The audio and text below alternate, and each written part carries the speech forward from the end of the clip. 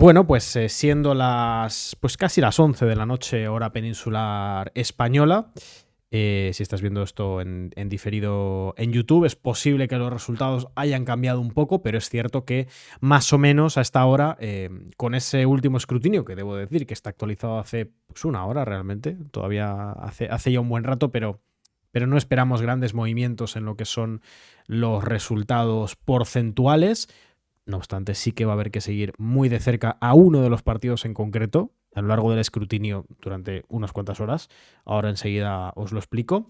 En general, en lo que hace a los porcentajes, pues podemos tener una lectura amplia, ¿no? Y una lectura más o menos concreta y sobre todo una serie de titulares de esta noche. Bueno, el primer titular, así sencillito, es que la CDU de Friedrich Merz, tal como indicaban todas las encuestas, pues sale de estas elecciones del 23 de febrero del 2025 como la principal fuerza política en Alemania y por tanto también ahora lo veremos en representación en el Bundestag, con ese 28,5%, como digo, en la actualización de las 9:46. Esto puede bailar un poco, las cifras pueden moverse, pero la relación entre los partidos a priori pues no debería verse alterada a medida que siga avanzando el escrutinio. 28,5. Segunda posición para Alternativa para Alemania, el partido de derecha radical, 20,5%, que crece, que duplica realmente su resultado con respecto a lo que fueron las últimas elecciones.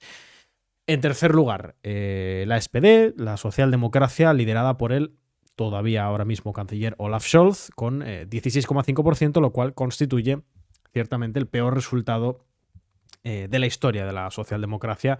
Habría que remontarse muchas y muchas décadas atrás. Bueno, así como titular, se puede hablar del peor resultado de la historia moderna del SPD. En cuarta posición, los verdes, con algo cercano al 12%, y Die Linke, la izquierda, cercano al 9%, mejorando, hay que decir, los resultados respecto a los últimos comicios. Se quedaría fuera del Bundestag los liberales, con 4,5% ahora mismo, como digo, en la actualización de las 9:46, no llegarían a ese suelo, a ese mínimo del 5%, y la gran incógnita, a esto me refería, el movimiento Sarah Wagenknecht, que no existía en las últimas elecciones generales, y ahora mismo estaría en torno a un 5%, pero realmente al límite. Algunas se le está dando 4,9, 5,0, 5,1, teniendo en cuenta que el mínimo para entrar al Bundestag es un 5%, pues lo que ocurra con el escrutinio concreto del movimiento Sarah Wagenknecht, pues puede ser verdaderamente muy importante. Ahora lo veremos, enseguida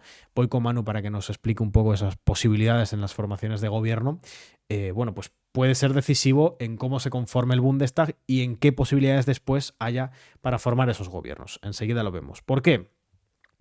En términos de subida, de crecida, bueno, vemos al SPD, ahí lo veis a la izquierda, con esa caída del 9%. Constituye una caída de más de un tercio respecto al último resultado de las generales que obtuvo la socialdemocracia.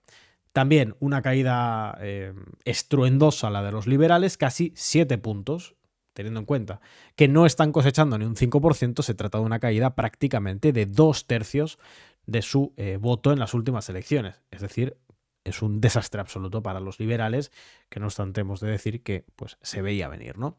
AfD duplica su resultado, crece 10 puntos, cosechando ya algo más del 20%, y Die Linke, la izquierda, que sube casi 4 puntos, está cerca de duplicar lo que fue su anterior resultado. Sarah Wagenknecht, vemos ahí esa caída, esa subida del 5%, simplemente porque antes no existía como movimiento político. Y aquí vemos los dos posibles Bundestag aproximados que se pueden fraguar en función de qué. Bueno, pues en función de si entra o no el movimiento Sarah Wagenknecht. ¿Por qué? Porque veis en el gráfico de la izquierda está proyectando que Sarah Wagenknecht llega a ese 5%, mientras que el gráfico de la derecha proyecta que no. E insistimos que está en ese límite. Es una cuestión de décimas realmente.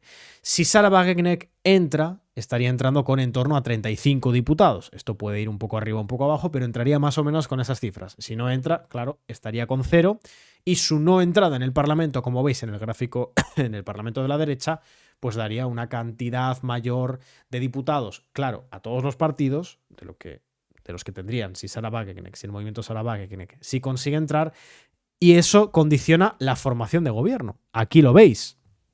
Por ejemplo, si Sarah Wagenknecht no entra en el en el Bundestag, se podría constituir un gobierno, lo estáis viendo ahí, por ejemplo, con simplemente entre la CDU y la SPD, el SPD, es decir, la gran coalición, CDU y SPD. Si Sarah Wagenknecht, si el movimiento Sarah Wagenknecht entra en el Parlamento, entra en el Bundestag, pues es muy probable que para esa gran coalición, CDU, SPD, fuese necesario o bien que formase parte o bien el apoyo de los verdes. Por eso es tan importante seguir de cerca lo que ocurra con el escrutinio específico de ese movimiento Sarah Wagenknecht. Aquí vemos un poco el desarrollo histórico, la secuencia de voto histórico de los distintos partidos, donde se observa claramente la caída del SPD desde el año 2009 hasta el punto más bajo, que es el que obtiene en estas últimas elecciones. Bueno, pues grandes titulares, ¿no? Es decir, AfD duplica su resultado, alternativa para Alemania, de Alice Weidel, se consolida como el segundo partido del Bundestag alemán. La CDU de Friedrich Merz, sí, es la primera fuerza, sí, crece en torno a 4 o 5 puntos, pero es cierto que es una subida que se queda quizá un poco floja considerando la muy estruendosa, muy ruidosa caída del SPD. También como titulares un poquito secundarios, ahora mismo, por ejemplo, me pasa Manu que ve el movimiento Sarah Wagenknecht que estaría en torno al 4,96%. Claro, quedaría fuera del Bundestag, o sea, a ese nivel me refiero que tenemos que estar atentos a cómo avanza el escrutinio del movimiento Sarah Wagenknecht. No tanto por el partido en sí, que también, sino, como digo, por lo que hace después a la formación de gobierno, porque esos 30 y tantos diputados que no obtendría, que dejaría de obtener Sarah Wagenknecht, su movimiento, si no alcanza ese 5%, se distribuyen de una forma que facilita la formación de ese gobierno potencialmente liderado por el líder de la CDU, Friedrich Merz. Los verdes resisten en cierta medida, apenas caen 3 puntos, es el partido de la coalición de gobierno que menos cae, claramente, es el que más resiste. Y Die Linke, la izquierda, obtiene un resultado que es mejor de lo que se esperaba antes del inicio de la campaña. La campaña, pues hay que decir en este caso, que le ha venido bastante bien a la izquierda, a Die Linke. Manu, con este mapa general que tenemos, no sé si nos quieres hacer un poquito para nuestra audiencia en YouTube que nos ven diferido, ¿cuáles son a grandes rasgos las posibilidades, los posibles gobiernos, las ventanas de conformación de gobiernos de coalición que se abren en Alemania, considerando que, pues bueno, evidentemente los números todavía pueden variar un poco, pero más o menos esta es la foto fija, la imagen que vamos a tener de los parlamentos. Entiendo, eso sí, que estarás conmigo con mucha atención a qué pasa con el movimiento Sarah Wagenknecht. Sí, yo por lo que estoy viendo creo que apunta que va a entrar, pero efectivamente va a haber que esperar a que se confirme. Su entrada desde luego sí que es trascendente en este caso, más allá de que entre y del grupo parlamentario que lograrían formar, porque alteraría el equilibrio de fuerzas y por tanto podría obligar a otra variable parlamentaria. Pero en este sentido, yo pienso que Merz, su victoria es un tanto mediocre, no es ni mucho menos una mala victoria, por así decirlo, pero no es tan fuerte ni es tan alta como en el caso de Alternativa por Alemania, que ha ganado con 10 puntos respecto de 2021.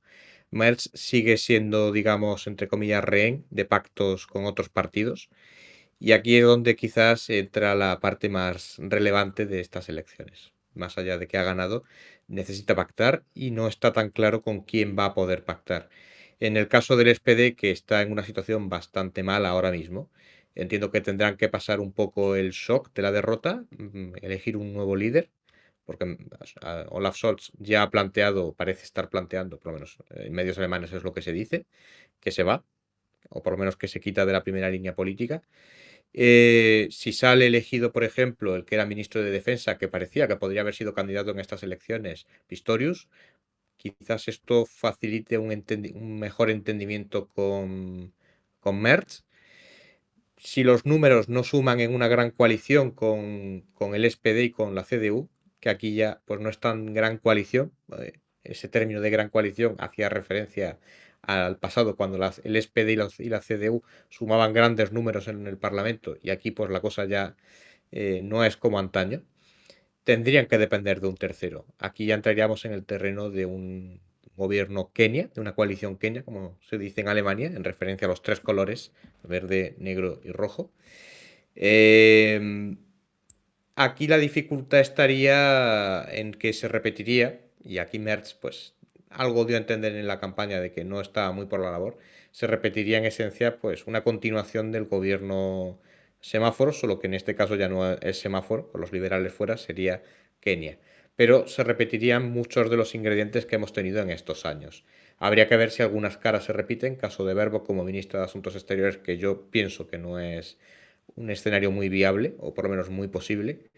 Merz va a tener unas dificultades porque era planteado en campaña electoral una serie de políticas y de promesas electorales que con estos socios, que previsiblemente son los que va a tener que, con los que va a tener que contar o con los que va a tener que entenderse de alguna manera, esas políticas no se las van a facilitar o desde luego no se las van a dar. Y él además va a tener que hacer concesiones con Alternativa por Alemania, que es un escenario que se ha planteado en varias ocasiones en campaña electoral, no parece por ahora muy viable una coalición de gobierno, desde luego no, y un acuerdo, digamos, de mínimos para pactar determinadas cuestiones en el Parlamento tampoco parece un escenario muy viable.